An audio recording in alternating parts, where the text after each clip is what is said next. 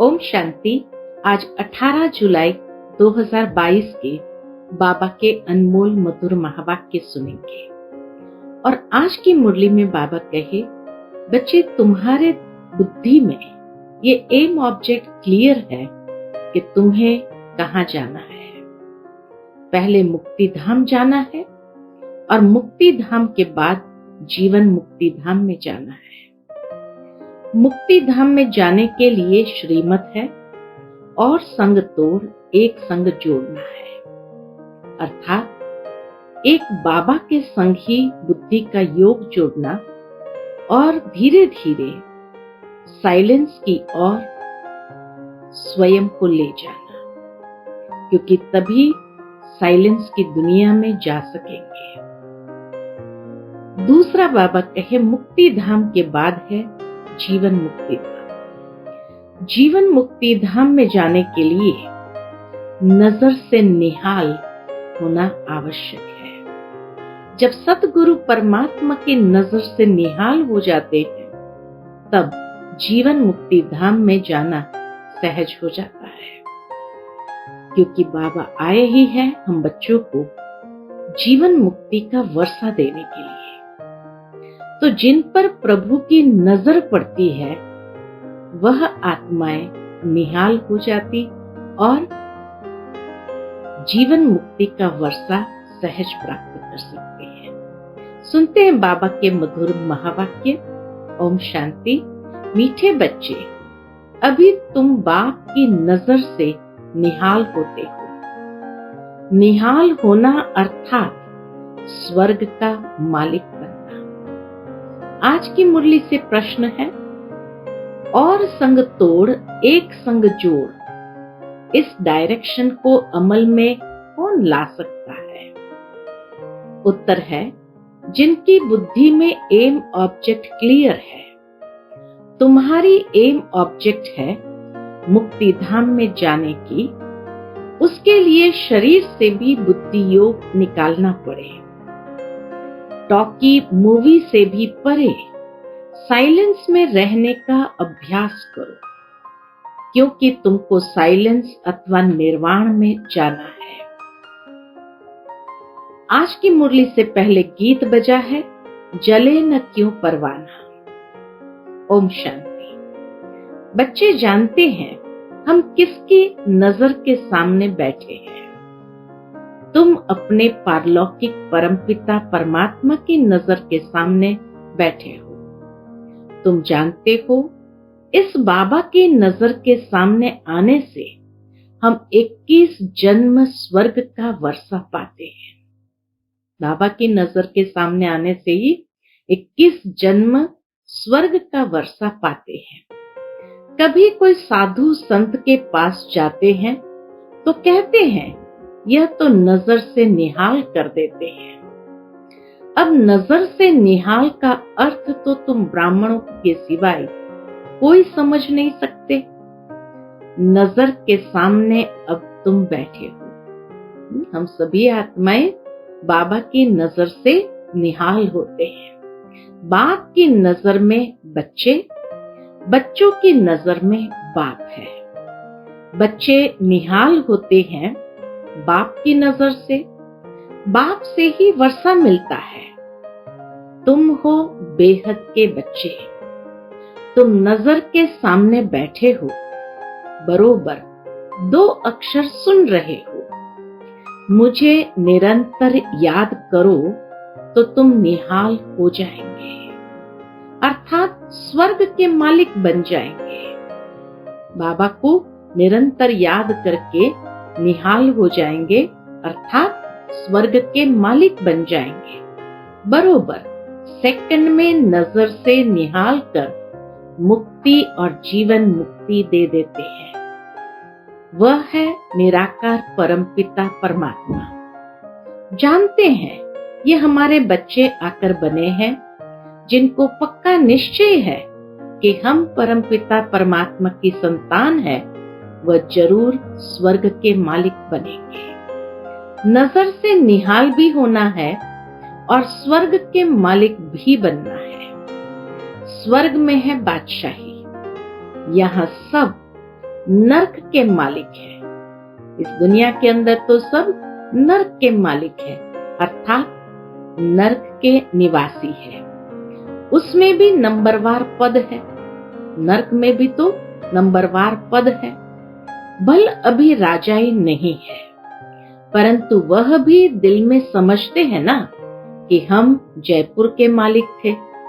जैसे इस दुनिया के अंदर पुराने राजे रजवाड़े थे, तो बाबा कहे वह भी अभी भले नर्क के निवासी है, परंतु अंदर में समझते तो है कि हम जयपुर के मालिक थे।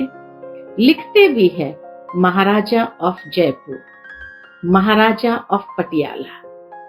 कहने में तो आता है ना, वह खुद भी जीते हैं, उनकी वंशावली भी जीती है। अभी वह भी प्रजा में आ गए हैं, राजाई को समर्पित करके अभी वह भी प्रजा में आ गए हैं। अब तुम जानते हो हम श्रीमत पर फिर से दैवी स्वराज्य स्थापन कर रहे हैं। बाप ने समझाया है, यही भारत पावन था, अब पतित बन पड़ा है, तुमको अब तीसरा नेत्र मिला है। आत्मा जानती है कि अभी हम एक परमपिता परमात्मा को याद करते हैं और उनसे ही वर्षा मिलता है। भगवान वाच भी है कि मुझे याद करो और संग तोड़ो, अपने शरीर से भी तोड़ो, अशरीरी बनो। कितना बाबा सूक्ष्मता में ले जाते हैं कि और संग तोड़ो, इतना नहीं, लेकिन अपने शरीर से भी तोड़कर अशरीरी बनो। पहले तुम अशरीरी आए थे, आत्माएं सब अशरीरी होते हैं। मूल वतन में अशरीरी होने कारण आवाज नहीं होता है, तो है ही निर्वाण, साइलेंस की दुनिया। तो मूल वतन में अशरीरी होने कारण आवाज नहीं होता है, इसीलिए उनको निर्वाण धाम कहा जाता है। सूक्ष्म वतन में मूवी होती है, टॉकी, मूवी और साइलेंस। आगे मूवी नाटक भी थे, अब टॉकी बन गए हैं। तुम बच्चों को साइलेंस सिखाई जाती है। योग में बैठते हैं, माना अशरीरी होकर के बैठना, अर्थात साइलेंस में जाना। तो तुम बच्चों को साइलेंस सिखाई जाती है। तुम अपने स्वधर्म में टिको, घर को याद करो, टॉक छोड़ना है, आवाज को छोड़ना है, बुनबुन में नहीं करनी है। कहीं जैसे विस्पर करते हैं एकदम, तो बाबा कहे बुनबुन भी नहीं करनी है, अंदर में राम राम कहते हैं। अब बाप कहते बच्चे यह भी छोड़ो, तुमको वाणी से परे जाना है, यहाँ रहते टॉकी और मूवी से परे जाना है। यह एम ऑब्जेक्ट बुद्धि में क्लियर है कि हमको मुक्तिधाम जाना है। बाबा मुक्ति, जीवन मुक्ति देते हैं। पहले आत्माएं सभी साइलेंस में जाती है, फिर हर एक को अपना अपना पार्ट बजाने आना है। देवी देवता धर्म वालों का अपना पार्ट, इस्लामी बौद्धी धर्म वालों का अपना पार्ट। यह सब बातें तुम बच्चों की बुद्धि में है। बाप के पास ये सारी नॉलेज है। जब तुमको सारी नॉलेज सुनाते हैं, बाबा के पास है, तब बाबा कहे तुम्हें सारी नॉलेज सुनाते हैं, आप समान बनाते हैं। तुम फिर औरों को आप समान बनाओ, ज्ञानी और योगी बनाओ। जो नॉलेज मेरे पास है वही तुमको देता हूं। आत्मा ही ग्रहण करती है। नंबरवार पुरुषार्थ अनुसार नॉलेजफुल बन जाते हैं। कोई तो पूरे नॉलेजफुल बन जाते हैं, कोई कम पुरुषार्थ से इतने नॉलेजफुल नहीं बनते हैं। एम ऑब्जेक्ट तो यही लक्ष्मी नारायण है। अभी तुम नॉलेजफुल बनते हो, अब तुम जानते हो हम कहां से आए। बाबा कहे अब तुम जानते हो हम कहां से आए, अब कहां जाना है, ये चक्र कैसे फिरता है, इसमें सब कुछ आ जाता है। जैसे बीज से झाड़ निकलता है, इनकी आयु कितनी बड़ी हो जाती है, फिर उनको जड़जड़ीभूत अवस्था कहा जाता है। अपने पास भी झाड़ था, वो एकदम सारा जड़जड़ीभूत हो गया तो काटना पड़ा। माउंट आबू में भी उस समय बाबा के पास एक झाड़ था, तो एकदम जड़जड़ीभूत हो गया तो उसको काटना पड़ा। बनियन ट्री का मिसाल, यह भी वैरायटी धर्मों का झाड़ दिखाया है। पिछाड़ी तक थोड़े थोड़े आते रहते हैं। पहले जो पत्ते निकलते हैं वो बहुत शोभते हैं क्योंकि सतो प्रधान होते हैं, फिर रजो तमो बन जाते हैं। आधा कल्प तुम राज्य करते हो, फिर धीरे धीरे तुम नीचे आते हो। उतरती कला और चढ़ती कला होती है। चढ़ते फट से हैं। पूरी राजधानी स्थापन होने में थोड़ा समय तो लगता है। बाप समझाते हैं, मैं ही संगम पर आकर दैवी राज्य स्थापन करता हूं। सूर्यवंशी और चंद्रवंशी घराना अभी ही स्थापन होता है, जो फिर नई दुनिया अमरलोक में आकर अपना राज्य भाग्य करते हैं। इनको ही संगम युग कहा जाता है। दूसरा कोई संगम पर नहीं आता है, सिर्फ एक बाप ही आते हैं। यह बात कोई शास्त्रों में नहीं है कि फिर से कब आता हूं। यह कोई को पता नहीं पड़ सकता है, यह सिर्फ तुम बच्चों को ही पता पड़ता है। कल्प कल्प ये पाठ चलता है। सारा झाड़ पुराना होता है, फिर संगम युग पर इनका फाउंडेशन लग रहा है। यह है पतित दुनिया।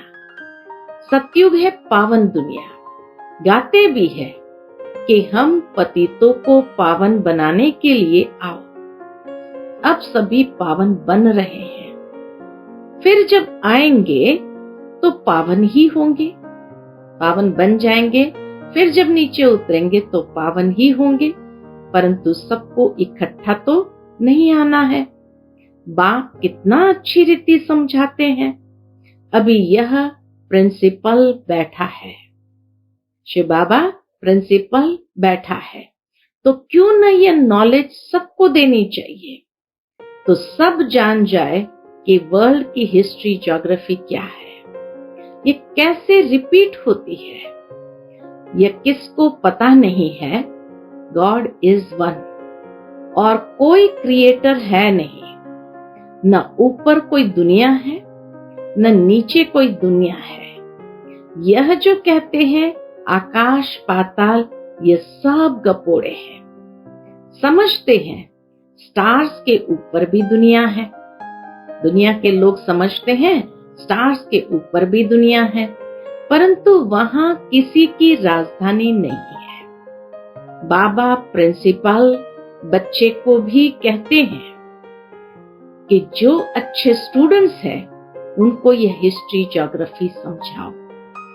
गवर्नमेंट को भी अप्रोच करो, बड़े बड़े ऑफिसर्स को समझाओ, परंतु बड़ी युक्ति से समझाना है कि सतयुग में आदि सनातन देवी देवता धर्म की राजधानी थी। उन्होंने यह राज्य कैसे प्राप्त किया, शास्त्रों में दिखाया है। देवताओं और दैत्यों की लड़ाई लगी, फिर देवताओं ने जीत लिया। महाभारत की लड़ाई एक ही लगती है, उसके बाद फिर कोई लड़ाई लगी ही नहीं। बाप कहते हैं स्कूलों में बच्चों को ये नॉलेज दो। अभी तो कितने स्कूल्स में भी वैल्यू एजुकेशन का प्रोग्राम चलता है। कोई इन्वेंशन निकलती है तो पहले राजा को दिखाते हैं, फिर उन द्वारा वृद्धि को पाते हैं। ये आत्मा को सृष्टि चक्र के आदि मध्य अंत का ज्ञान मिलता है, जिससे 21 जन्मों के लिए चक्रवर्ती राजा बनते हैं। तुम्हारे में भी बहुत है जो पढ़े लिखे नहीं है। बाबा कहते बहुत अच्छा। बहुत पढ़े लिखे भी थे, परंतु ये इम्तिहान पास नहीं कर सके। यहाँ तो सेकंड की बात है। सतयुग में लक्ष्मी नारायण का राज्य था। त्रेता में राम सीता का राज्य शुरू होता है। आधा कल्प के बाद भक्ति मार्ग शुरू होता है। धक्के खाने पड़ते हैं। मनुष्य कहते भी है ओ गॉड फादर, तो जरूर उनसे हेवन का वर्षा मिलना चाहिए। ओ गॉड फादर कहते हैं या हेवनली गॉड फादर कहते हैं, तो बाबा कहे उनसे हेवन का वर्षा मिलना चाहिए। मनुष्य जब मरता है पूछा जाता है कहाँ गया, कहते स्वर्ग सिधारा। दुनिया के अंदर तो लोग अक्सर यही समझते कि कोई भी मनुष्य मरा माना स्वर्ग सिधारा। वह समझते हैं आसमान में स्वर्ग है। कितने बेसमझ बन गए हैं। यह है ही कांटों का जंगल, भारत ही फूलों का बगीचा है। अब तुम फ्लावर बन रहे हो। बाप समझाते हैं कोई को भी दुख नहीं देना है। बाबा कहे तुम कांटों से फूल बन रहे हो, तो तुम्हें कोई को भी दुख नहीं देना है। दुख दिया तो दुखी होकर मरेंगे। यह भी कर्मों की गति है। ये कोई बाबा श्राप नहीं देता है, लेकिन ये कर्मों की गुह्य गति समझाते हैं कि दुख दिया तो दुखी होकर मरेंगे, ऊंच पद पा नहीं सकेंगे। तुम जानते हो हम बाबा के पास आए हैं सदा सुख का वर्षा पाने। तुम ब्राह्मण बने हो। ब्राह्मण सबसे ऊंच गाए जाते हैं। ब्राह्मणों की निशानी है चोटी। अच्छा, ब्रह्मा का बाप कौन? वह है निराकार शिव। शिव बाबा और प्रजापिता ब्रह्मा है साकार। अब शिव बाबा की निशानी क्या रखे? परम पिता परमात्मा तो स्टार है, परंतु न जानने कारण बड़ा लिंग बना देते हैं। बिंदी की पूजा कैसे करें? रुद्र पूजा भी होती है। रुद्र शिव को बड़ा बनाते हैं और शालिग्राम छोटे छोटे बनाते हैं। कहते भी है भ्रुकुटी के बीच में स्टार है। आत्मा का भी साक्षात्कार होता है। जैसे आकाश में तारा टूटता है तो सारा सफेद हो जाता है, वैसे आत्मा भी बिंदी है। आकर इतने बड़े शरीर में प्रवेश करती है, फिर कितना काम करती है। आत्मा इतनी छोटी जब शरीर से निकल जाती है तो फिर शरीर कोई काम नहीं कर सकता। कहेंगे मर गया। एक शरीर छोड़ दूसरा शरीर ले पाठ बजाते हैं, फिर उसमें रोने की कोई दरकार ही नहीं है। एक शरीर छोड़ा दूसरे शरीर में जाकर पाठ बजाएंगे तो बाबा कहे उसमें रोने की कोई दरकार ही नहीं है। परंतु जब ड्रामा को जाने तब ऐसा कहे। अब तुमको यह ज्ञान है कि हम यह पुराना शरीर छोड़ अपने निर्वाण धाम में जाएंगे। यह नॉलेज भी तुमको यहाँ है। फिर तो बड़े बड़े स्कूल कॉलेजों में जाकर बड़ों बड़ों को यह नॉलेज दो। तो भारत में सूर्यवंशी चंद्रवंशियों का राज्य था, जो अब नहीं है। फिर जरूर होगा। यह अनादि वर्ल्ड ड्रामा है। इनकी नॉलेज बच्चों में जरूर होनी चाहिए। यह नॉलेज होने से भारत स्वर्ग बन जाता है।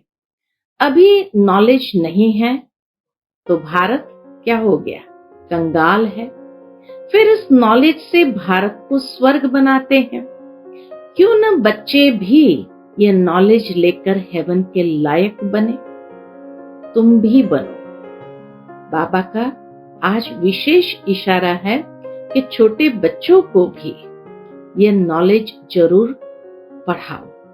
वर्ल्ड की हिस्ट्री ज्योग्राफी की नॉलेज उन्हें भी जरूर मालूम हो। किसको भी छोड़ना नहीं चाहिए। बाबा सर्विस की युक्तियां बहुत बताते हैं। जरूर है, समय प्रति समय बाबा सर्विस की युक्तियां तो बहुत बताते हैं। करना तो बच्चों को है, बाप तो नहीं जाएगा। अच्छा, मीठे मीठे सिकिलते बच्चों प्रति माता पिता बाप दादा का याद प्यार और गुड मॉर्निंग। रूहानी बाप की रूहानी बच्चों को नमस्ते। हम सब रूहानी बच्चों की रूहानी माता पिता बाप दादा को याद प्यार गुड मॉर्निंग और नमस्ते नमस्ते। शुक्रिया बाबा, शुक्रिया। आज की मुरली से धारणा के लिए मुख्य सार है। पहली पॉइंट, अपने स्वधर्म में स्थित रहे साइलेंस का अनुभव करना है। क्यों? क्योंकि अब वाणी से परे निर्वाण धाम में जाने का समय है। दूसरी पॉइंट, सुख दाता के बच्चे हैं, इसलिए सबको सुख देना है, किसी को भी दुख नहीं देना है। सच्चा फ्लावर बनना है, कांटों को फूल बनाने की सेवा करनी है। आज का बाप दादा का मधुर वरदान हम बच्चों के प्रति है। सर्व शक्तियों से संपन्न बन हर शक्ति को कार्य में लगाने वाले मास्टर सर्वशक्तिमान भव। सर्व शक्तियों से संपन्न बन हर शक्ति को कार्य में लगाने वाले मास्टर सर्वशक्तिमान भव। जो बच्चे सर्व शक्तियों से सदा संपन्न है, वही मास्टर सर्वशक्तिमान है। कोई भी शक्ति अगर समय पर काम नहीं आती तो मास्टर सर्वशक्तिमान नहीं कह सकते। एक भी शक्ति कम होगी तो समय पर धोखा दे देंगी, फेल हो जाएंगे। ऐसे नहीं सोचना कि हमारे पास सर्व शक्तियां तो है, एक कम हुई तो क्या हर्जा है, एक में ही हर्जा है। बाबा कहे एक में ही हर्जा है, एक ही फेल कर देंगी।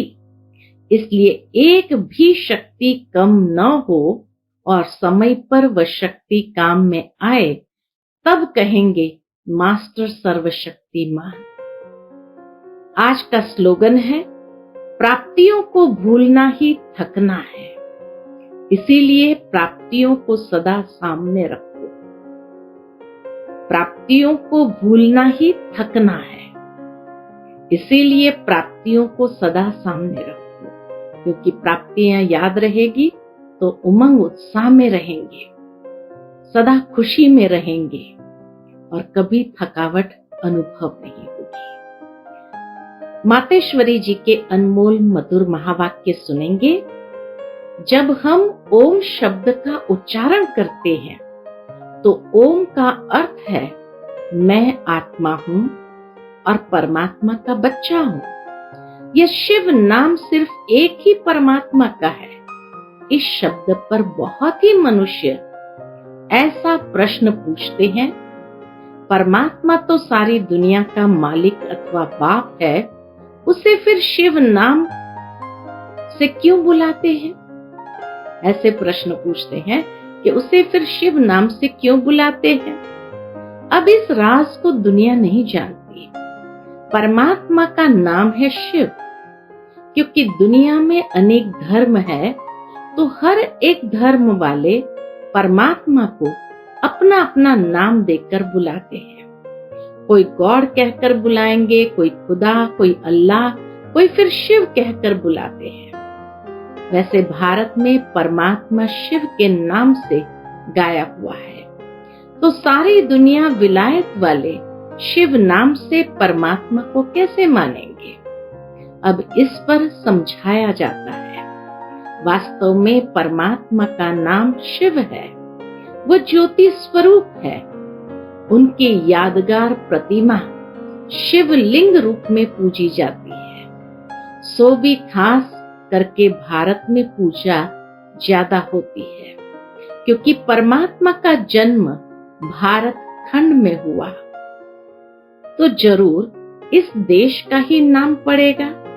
जरूर परमात्मा एक ही जगह आएगा ना। अगर विलायत के तरफ आएगा तो भारतवासी कैसे मानेंगे? परंतु भारत खंड का नाम बड़ा मशहूर है। ये अविनाशी अखंड गाया जाता है, इसलिए यहाँ खुद परमात्मा पधार गए हैं। और परमात्मा के महावाक्य है कि जब भारत पर अति धर्म ग्लानि होती है तब ही मैं अधर्म का विनाश और सत धर्म की स्थापना करने आता हूँ। और ये सारा कार्य मैं एक बार अवतार धारण करके करता हूँ। तो परमात्मा का अवतरण भी भारत में हुआ। जहाँ कल्प पहले आए थे वहां ही फिर आना होता है। इसीलिए भारत को अविनाशी खंड कहते हैं। भारत खंड परमात्मा का जन्म स्थान भी है और देवताओं के राज्य का स्थान भी है। अच्छा, ओम शांति।